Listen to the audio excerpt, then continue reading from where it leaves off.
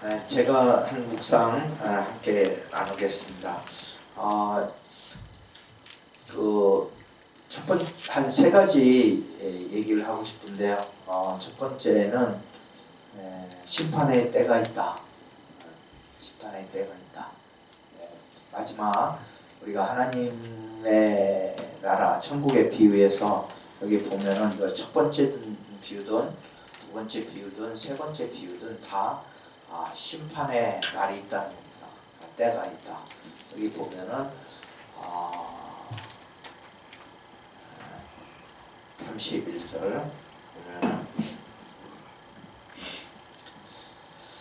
인자가 자기 영광으로 모든 천사와 함께 올 때 예수님의 재림의 때에 심판이 있을 것을 우리에게 말씀하고 있습니다. 예수님이 재림하는 날, 그날은 심판의 날이에요. 그런데 그 심판의 때가 있다는 겁니다. 우리 모두에게는 때가 있는 것 같아요. 모든 사람에게 때가 있습니다.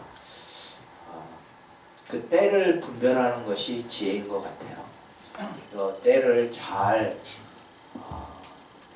분별해서 그 때에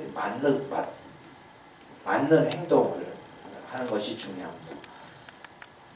어린아이 때가 있고 또 이제 여러분들처럼 청년의 때가 있고 또 많이 나이가 들어서 성인이 되어서 이제 장성한 그러한 때가 있고 그리고 이제 노년의 때가 있습니다. 근데 그 때에 맞는 삶이 살아야 되는 게 중요한 것 같아요. 결혼할 때는 결혼을 해야 되고요. 회사에서 일할 때는 열심히 일을 해야 되고 또 공부할 때는 또 열심히 공부해야 되는 거죠. 그래서 다 때를 놓치면은 다 거기에 따라서 이제 상벌을 받는 것이 이제 인생이고 또 하나님 나라의 도리인 것 같아요. 성경에 보면은 너희가 무엇으로 심든지 심은 대로 거두리라. 육체를 위해서 심는 자는 육체로부터 썩어질 것을 거두고 성령으로 심는 자는 성령으로부터 영생을 거두리라. 이렇게 말씀하고 있어요. 그래서 우리가 그 때에 맞는 것을 심어야 됩니다. 거두려면은 그 때에 맞는 것을 잘 심어야 되는 거예요. 학생의 때에는 열심히 공부해야 되고 또 이제 직장에 가서는 열심히 또 일을 해야 되고 가정에서는 또 열심히 가정을 잘 섬겨야 되겠죠.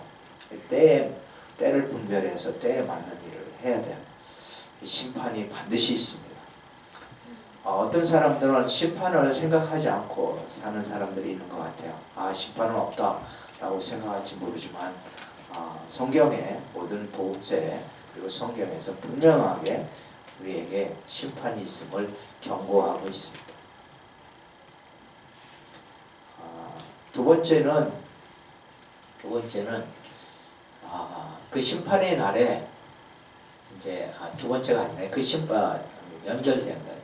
어떤 그 심판에서 한쪽 사람들은 하나님의 여기 보면은 창세로부터 너희를 위하여 예비된 나라를 상속받으라. 예비된 나라를 하나님의 나라를 상속받을 사람들이 있다는 거예요. 상속자들이 있고 또 영원한 벌에 이제 마귀를 위해서 예비된 마귀와 함께 영원히 영벌에 들어갈 그러한 사람들이 있다 하는 겁니다. 생각하기도 싫죠. 생각하기도 싫어요. 그리고 우리는 이미 예수 그리스도를 믿음으로 말미암아 영벌에서 자유를 얻고 해방된 그러한 사람들입니다. 그러니까 우리는 이제 영원한 벌에는 안 들어가리라 이렇게 생각을 하고 있을 거예요. 그렇게 믿고 있죠. 네, 자만하면 안 돼요. 사탄은 언제든지 오는 사자와 같이 우리를 도처에서 노려보고 있으면서 유혹하고 넘어뜨리려고 하고 잡아먹으려고 사자가 입을 벌리고 잡아먹으려고 하고 있기 때문에 항상 우리가 깨어서 근신할 필요가 있어요. 깨어 근신할. 첫 번째 비유에도 깨어서 근신하라고 나오잖아요. 깨어서 근신을 해야 됩니다. 영원한 벌에 혹여 들어가지 않을까 깨어서 근신할 필요가 있습니다. 그래서 구원을 받은 자들이 자만하면 안 돼요. 끝까지 우리가 깨어서 근신하고 주님을 바라봐야 됩니다.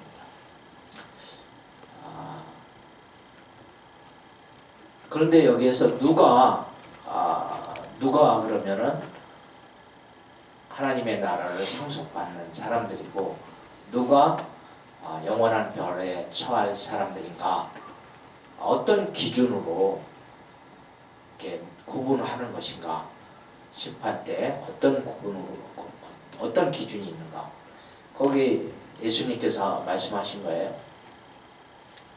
한번 35절 말씀부터 읽을까요? 예, 같이 읽어요. 내가 줄일 때 너희가 먹을 것을 주었고 목마를 때 마시게 하였고 나그네 되었을 때 영접하였고 헐벗을 때 옷을 입혔고 병들었을 때 돌보았고 옥에 갇혔을 때 와서 보았느니라.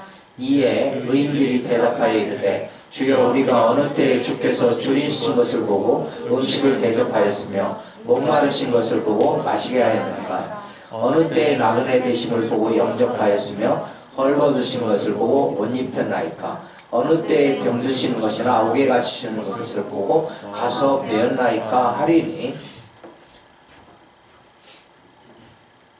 임금이 대답하여 이르시되 내가 진실로 너에게 이르노니 너희가 여기 내 형제 중에 지극히 작은 자 하나에게 한 것이 곧 내게 한 것이니라 하시고 40절까지는 말씀을 보면은 옥에 갇힌 자, 헐벗은 자, 굶주린 자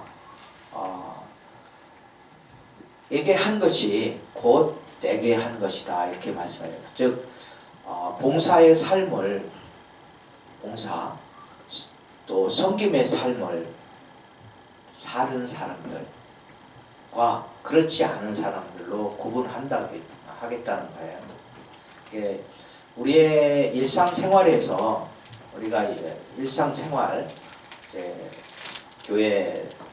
교회에 가서 사는 것도 포함해서 모든 일상생활 가운데 하나님의 평가 기준이 있습니다. 그거는 한마디로 얘기해서 봉사의 삶을 사느냐 아니면 나를 위한 삶을 사느냐. 다른 예수님의 말씀으로 이렇게 표현을 하자면은 이웃사랑의 삶을 사느냐 내 이웃을 내 몸과 같이 사랑했느냐 아니면은 너만 위해서 살았느냐 하는 거예요. 우리가 다른 사람의 삶에 대해서 아무런 관심을 갖지 않고 살아가는 것은 하나님을 사랑하는 것도 아니고 이웃을 사랑하는 것도 아니에요. 제가 언제 청년 집회에 갔을 때 청년들이 찬양하는 그 찬양 속에 큰 은혜를 받았던 적이 있습니다. 내가 원하는 한 가지 그런 찬양 있잖아요. 주의 기쁨 되길 원하네. 그 찬양이 상당히 마음에 와 닿았어요. 그래서 난 정말 주님의 기쁨이 되길 원합니다. 내 인생이 정말 주님께서 기뻐하시는 인생 되길 원합니다. 라고 하면서 잠깐 그 말씀을 가지고 또 그 찬양을 가지고 묵상을 하는데 제가 여쭤봤어요. 성령님께 제가 어떻게 하면은 주의 기쁨이 되는 삶을 살 수가 있겠습니까? 이렇게 여쭤봤어요. 그랬더니 제 마음 가운데 이런 생각이 드는 거예요. 조용히 세미한 음성으로 이런 생각이 드는 거예요. 내가 기뻐하는 사람들을 얘가 섬기면은 나도 기뻐하겠다. 그런 얘기예요. 내가 기뻐하는 사람들을 내가 섬기면은 나도 내 마음이 기쁘겠다 하는 그러한 깨달음을 얻었어요. 그러면 주님이 기뻐하는 사람들은 누구일까? 주님이 정말 기뻐할 만한 사람들은 누구일까? 그거는 바로 주께서 핏값을 주고 구속하신 그러한 사람들이 첫 번째로 주께서 기뻐함을 입은 사람들이에요. 나의 크리스찬 형제 자매들을 주님을 섬기듯이 그렇게 섬기면은 주님께서 기뻐하실 거다. 왜냐하면 핏값을 주고 샀으니까 얼마나 귀중해요. 주님의 눈으로 볼 때는 정말 귀중한 거죠. 한 분 한 분이, 여러분 한 사람 한 사람이 정말 주의 기쁨이잖아요. 그런데 그 주의 기쁨인 사람을 내가 사랑하고 내가 섬기면은 기쁠 거 아니에요. 주님도. 그죠? 주님을 기쁘시게 하는 거는 멀리 있는 게 아니더라고요. 주님이 기뻐하는 사람을 나도 함께 기뻐하고, 주님이 사랑하는 사람을 나도 주님 사랑 가지고 사랑하고, 주님을 필요로 하고 주님께 간절히 기도하는 사람들의 기도를 내가 그의 손과 발이 되어서, 주의 손과 발이 되어서 그를 찾아가고 섬기면은 주께서 기뻐하신다, 이런 생각을 갖게 되었어요. 그리고 나서 그거를 내 삶에 적용하기 시작했어요. 내가 그때 마침 경영대학, 고대 경영대학 학장이었을 때, 그래서 그러면 학장으로서 정말 무엇을 하면 주님이 기뻐하실까 생각했더니 학생들에게 잘해라. 학생들 가운데 슬퍼하는 자들도 있을 거고, 돈이 필요한 사람도 있을 거고, 여러 가지 그 학생들 가운데 어려움이 있을 사람도 있고, 교수들에게 잘해라. 교수들도 필요가 있다. 그래서 한 사람 한 사람을 놓고 기도하기 시작했어요. 학생들에게 장학금을 많이 줘야 되겠구나, 일단. 장학금을. 그래서 학생 장학금을 이제 25% 장학금, 50% 장학금, 100% 장학금 이렇게 구분을 하고 가능한 한 모든 사람들을 장학생화하자 목표를 세웠어요. 그래서 1단계 목표를 50%로 잡았어요. 50%의 사람들에게 장학생을 만들자. 그때 경영대학이 380명이었어요. 경영학과가. 그런데 제가 2년 만에 이렇게 2년이 끝날 때쯤, 학장 끝났을 때 보니까 53%의 학생들에게 장학금을 줬어요. 그 돈은 어디서 나왔을까? 다 선배들한테 모금해가지고 장학금을 줬어요.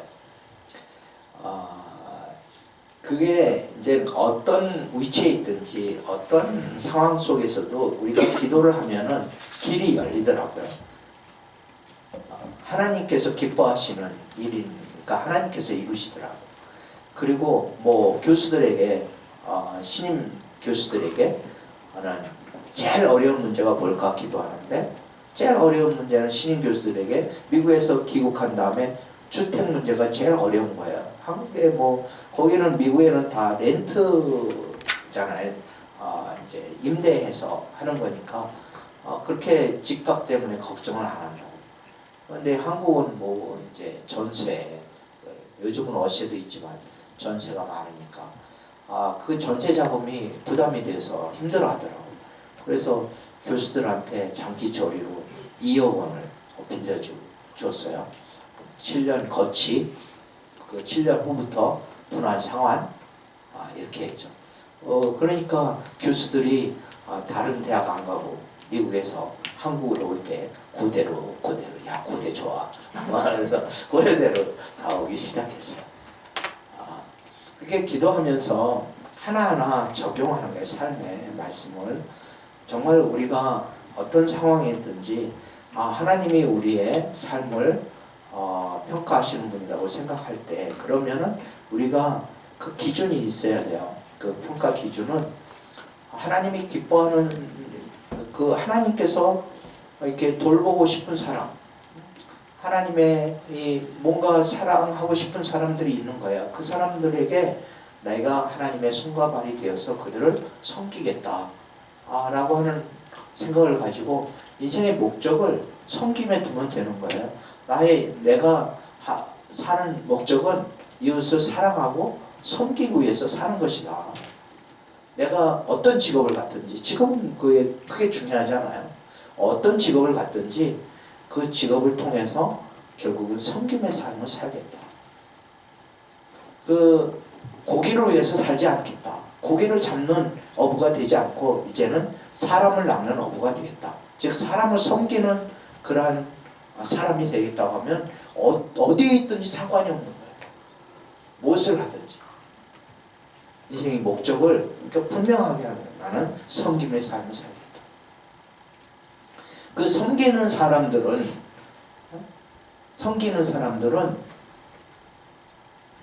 예비된 영원한 나라에 들어갈 거고, 섬기지 않는 삶을 산 사람들은 영원한 마귀와 함께 마귀와 그 사자들 위하여 예비된 영원한 불에 들어가라.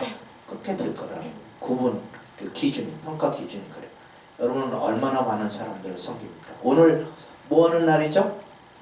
반디 봉사하는 날에 리더십 학교의 모든 학생들이 이 반디 봉사를 한 달에 한 번이라도 우리가 섬기는 훈련을 하게 되면은 우리가 졸업한 후에도, 여러분들이 졸업한 후에도 각자 반디 봉사단에서 섬길 수도 있고, 또 회사의 그런 봉사단을 통해서도 섬길 수 있어요.